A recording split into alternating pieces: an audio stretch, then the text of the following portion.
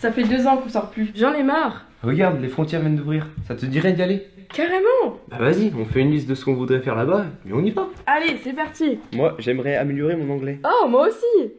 Découvrir de nouveaux modes de production pourrait être super cool. Oui, ça permettrait de voir de nouvelles personnes. C'est vrai. Ouais. 3 mois après la discussion avec Camille, nous nous envolons pour l'Australie. Check. Atterrissage jeudi 7 avril à Melbourne. L'Australie, 15 fois plus grande que la France, compte seulement 26 millions d'habitants. Ce qui nous fait ressentir une impression de grandeur. Les gratte-ciels à perte de vue, la langue que l'on entend autour de nous. Avec tout ça, nous sommes rapidement dépaysés. En sortant de l'aéroport, chacun part de son côté et se lance dans l'aventure. Pour moi, c'est direction Penguin, en Tasmanie, où mon patron Guy Robertson m'attend avec impatience. Déjà perturbé par la langue, je me retrouve en plus entouré de montagnes, ce qui change beaucoup de ma Bretagne.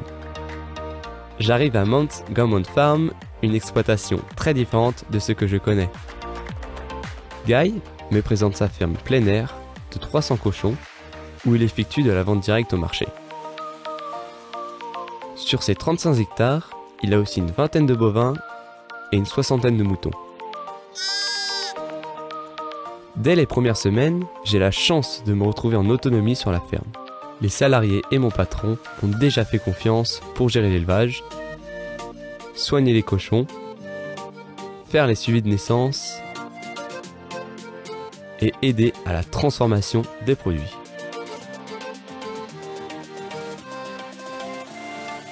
Les week-ends, direction les marchés. Ce n'est pas à côté de la ferme. Il faut 1h30 à 3 heures de route pour y aller. Des egg and bacon et des hot dogs attendent les clients. Grâce à ces marchés, je discute avec les Australiens et j'améliore enfin mon anglais. Check. Ça, c'est fait. De nouvelles activités sont apparues en 2021. Des festivals à la ferme et des réceptions de mariage. Je participe à une grande fête sur le site de l'exploitation où nous accueillons 600 personnes.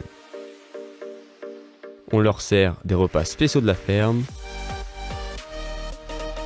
des concerts allant du classique au rock et des spectacles aborigènes typiques du pays.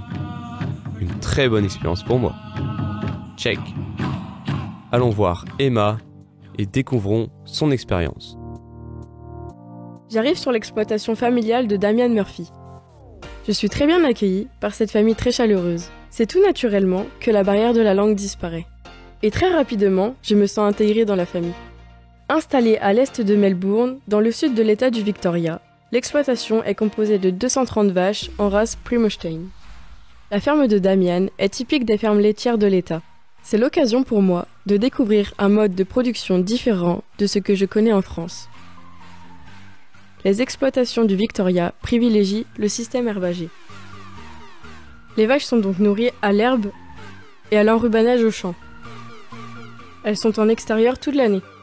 Une surprise pour moi car je ne vois pas de bâtiment pour le troupeau laitier. Une autre spécialité des fermes australiennes est le vélage groupé. Mais Damian préfère les étaler sur 4 mois pour limiter la surcharge de travail. J'ai l'opportunité de faire mon premier vélage. Logés en bâtiment à leur naissance, je nourris les veaux au lait froid durant 3 semaines. Ensuite, nous les sortons en plein air pour une alimentation à l'herbe. Une technique que je ne pratique pas habituellement en France. Check, une chose de faite. Ayant des responsabilités extérieures, Damian doit s'absenter.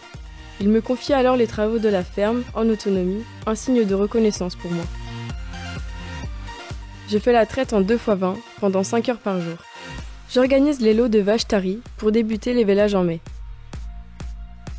Je m'occupe de l'alimentation et des soins des veaux.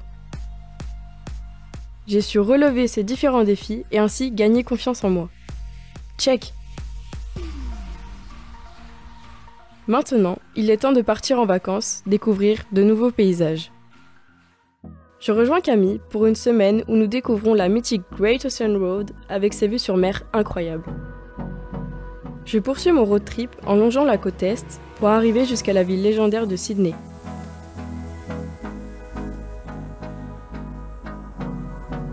J'ai ensuite pris la route en direction de Brisbane, ville réputée pour ses gratte-ciel et ses surfeurs, notamment avec sa Gold Coast. Dernière semaine de ma grande aventure. Pour terminer mon voyage en beauté, je prends l'avion direction Cairns. La grande barrière de corail me permet de découvrir un écosystème incroyable.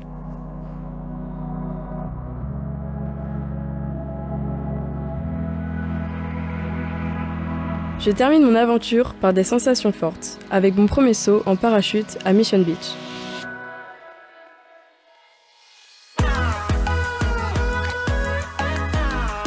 Vivre des sensations fortes, check! De mon côté, je profite des magnifiques paysages de l'Australie.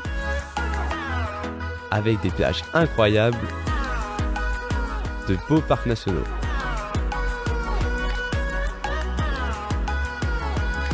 Petit arrêt à Sydney, dans une auberge de jeunesse où je partage de bons moments avec des Français. On a même fait du surf à Bondi Beach. Check! Je continue mon aventure vers Brisbane pour laisser le van afin de partir au milieu de l'Australie, au Uluru à Ayers Rock. Un lieu emblématique de la culture aborigène. Et une visite qui restera gravée dans ma mémoire.